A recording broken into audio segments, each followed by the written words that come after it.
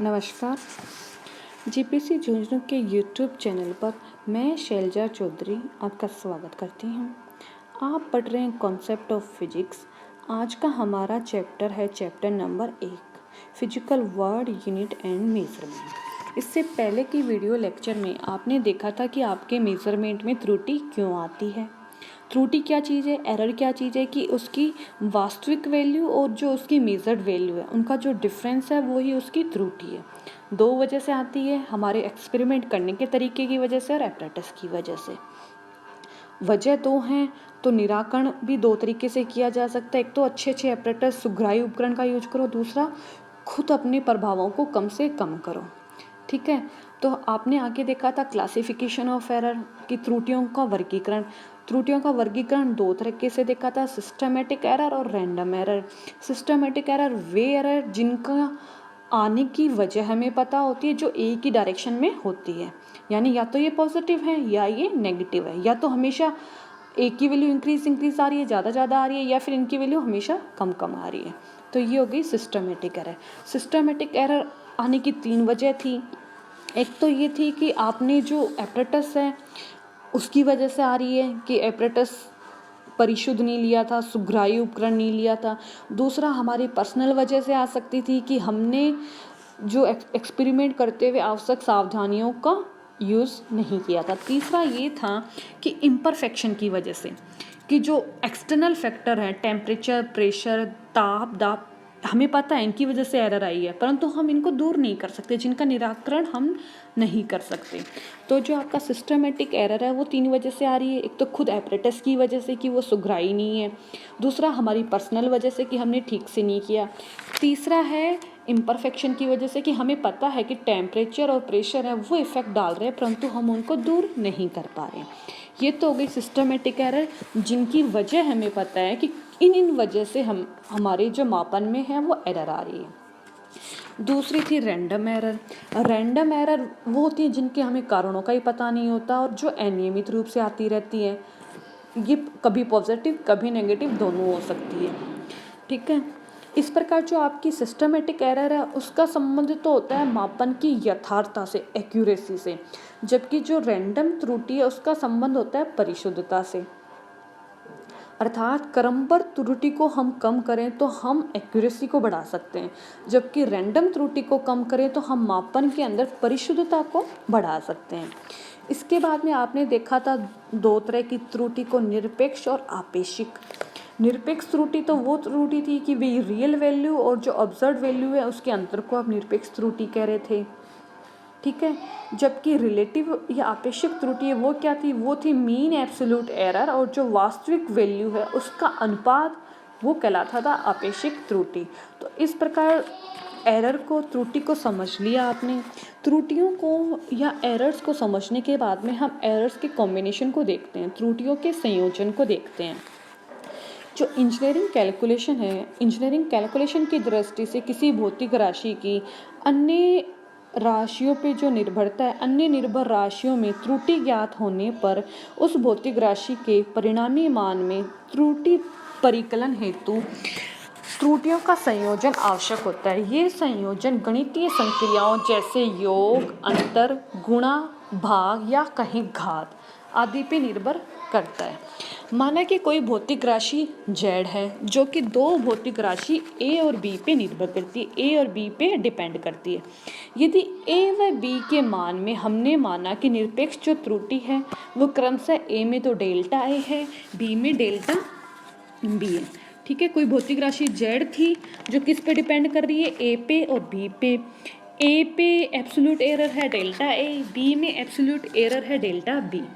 तो z में परिणामी जो निरपेक्ष त्रुटि होगी डेल्टा z, एब्सोल्यूट एरर होगी z में, वो होगी डेल्टा z। वो किन किन क्रियाओं पे, किन किन गणितीय संक्रियाओं के अनुसार होती है ये हम देखते हैं।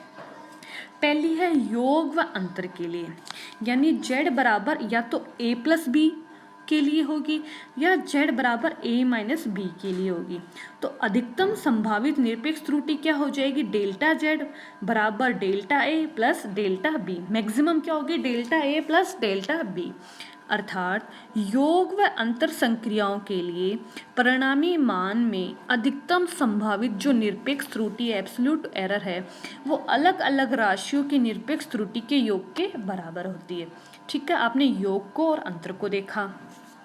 अब हम देखते हैं गुणा व भाग के लिए, यानी जो z है वो है z equal to A into B. ठीक है, या फिर z किस तरह से है कि z बराबर है a बटा b, दोनों सिचुएशन की बात करते हैं। और यदि a व b, अब हम बात करेंगे गुणा व भाग में बात करेंगे रिलेटिव एरर का। मान लिया a में रिलेटिव एरर कितनी है डेल्टा a बटा a, तो b में रिलेटिव एरर कितनी होगी डेल्टा b बटा b। ए की रिलेटिव एरर पता है, बी की पता है, तो गुणन व भाग दोनों ही संक्रियाओं के लिए परिणामी मान में अधिकतम संभावित रिलेटिव त्रुटि क्या हो जाएगी, जेड में कितनी आ जाएगी, वही डेल्टा जेड बट्टा जेड, जो कि किसके बराबर होगी, डेल्टा जेड बट्टा जेड बराबर होगा delta A plus delta B बट्टा बी के। ठीक है, निरपेक्ष त्रुटि तो कैसे आएगी, ए में डेल्टा ए, बी में डेल्टा बी, जेड में डेल्टा जेड। जबकि आपेक्षिक त्रुटि कैसे आएगी, ए में तो कितनी आएगी डेल्टा ए बटा ए, बी में डेल्टा बी बटा बी, जेड में डेल्टा जेड बटा जेड। परसेंटेज त्रुटि की बात करें तो क्या आ जाएगा, डेल्टा जेड बटा जेड, ये तो आपकी रिलेटिव आई थी, मल्टीप्लाई 100 बराबर डेल्टा ए बटा ए तो पहले आई थी, मल्टीप्लाई 100 प्लस डेल्टा बी बटा बी मल्टीप्लाई 100।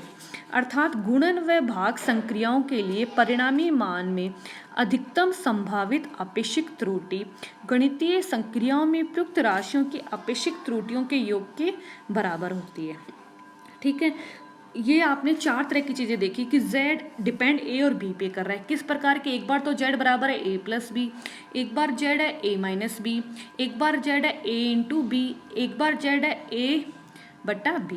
तो इन सब में आपने एरर देख लिया कि कैसे कैसे निकलेगी।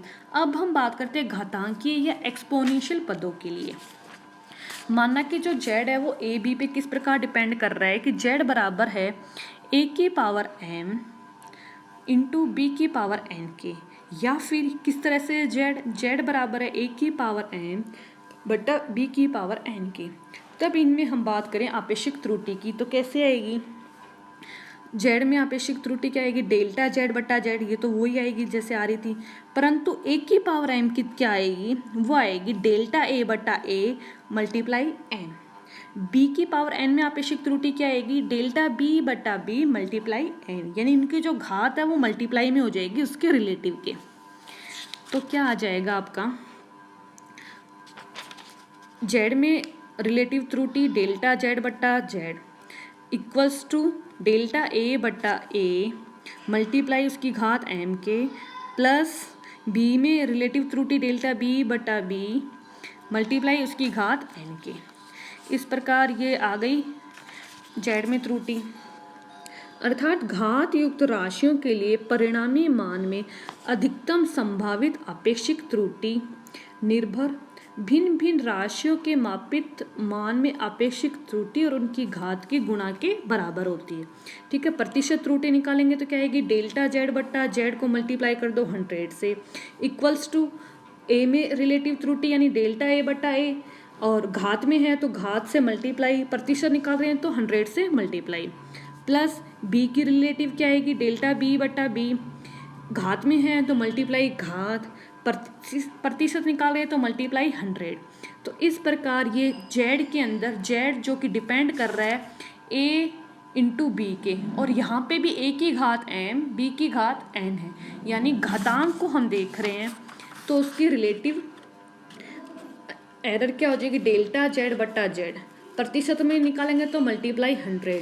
तो आपको क्या करना है, रिलेटिव आपकी जो एरर होगी वो होगी डेल्टा a बट्टा a, घात में है तो मल्टीप्लाई घात, जितनी भी घात है, घात a की कितनी थी, m थी, तो m गुणा डेल्टा a बट्टा a, परसेंटेज में निकालना है तो मल्टीप्लाई 100। तो इस प्रकार आज के इस लेक्चर में आपने देखा एरर का कॉम्बिनेशन, z इक्वल्स टू है a प्लस बी, तो इसकी एब्सोल्यूट एरर क्या हो जाएगी, डेल्टा z बराबर delta a plus delta b।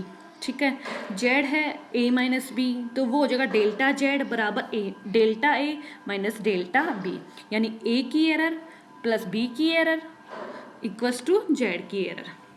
अगर गुणा में है यानी जेड बराबर ए मल्टीप्लाई बी, तो वही जेड की एरर।